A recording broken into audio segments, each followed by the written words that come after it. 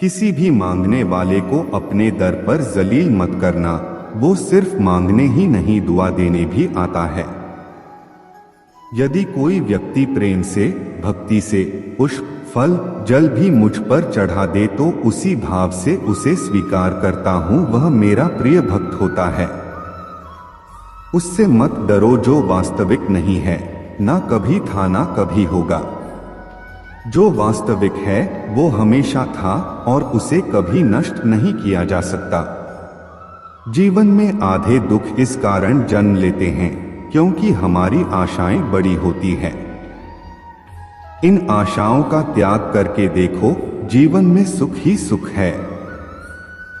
अपने परम भक्तों जो हमेशा मेरा स्मरण या एक चित्त मन से मेरा पूजन करते हैं, मैं व्यक्तिगत रूप से उनके कल्याण का उत्तरदायित्व लेता हूँ।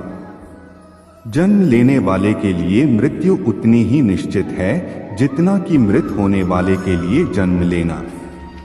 इसलिए जो अपरिहार्य है उस पर शोक मत करो। श्री कृष्ण ने कहा है, अगर तुम्हें किसी ने दुखी किया है तो बुरा मत मानना। लोग उसी पेड़ पर पत्थर मारते हैं जिस पेड़ पर ज्यादा मीठे फल होते हैं।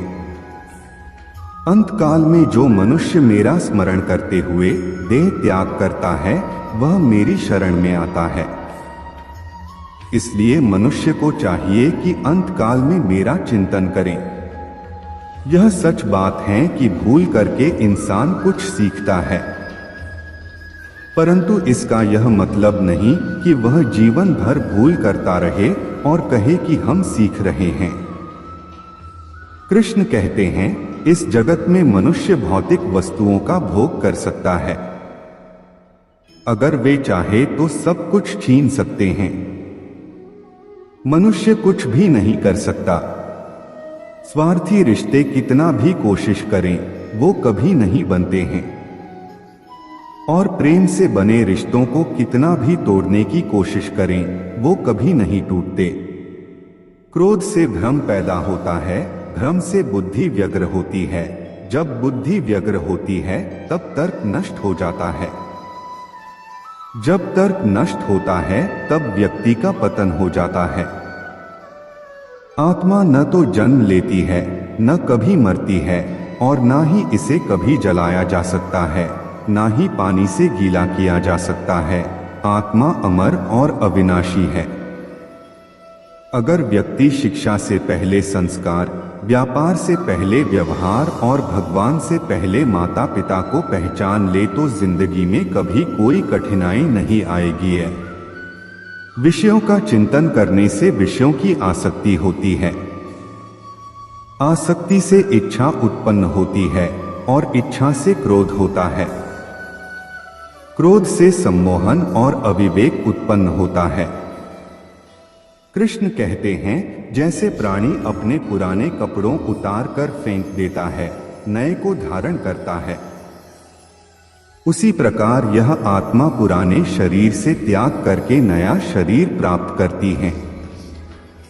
तुम उसके लिए शोक करते हो जो शोक करने के योग्य नहीं है, और फिर भी ज्ञान की बातें करते हो। बुद्धिमान व्यक्ति ना जीवित और ना ही मृत व्यक्ति के लिए शोक करते हैं। मन की गतिविधियों, होश, श्वास और भावनाओं के माध्यम से भगवान की शक्ति सदा तुम्हारे साथ है और लगातार तुम्हें बस एक साधन की तरह प्रयोग कर सभी कार्य कर रही है। हर किसी के अंदर अपनी ताकत और अपनी कमजोरी होती है। मछली जंगल में नहीं दौड़ सकती और शेर पानी में राजा नहीं बन सकता, इसलिए अहमियत सभी को देनी चाहिए।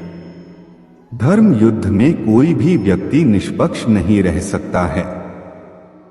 धर्म युद्ध में जो व्यक्ति धर्म के साथ नहीं खड़ा है, इसका मतलब है वह अधर्म का साथ दे रहा है, वह अधर्म के साथ खड़ा है।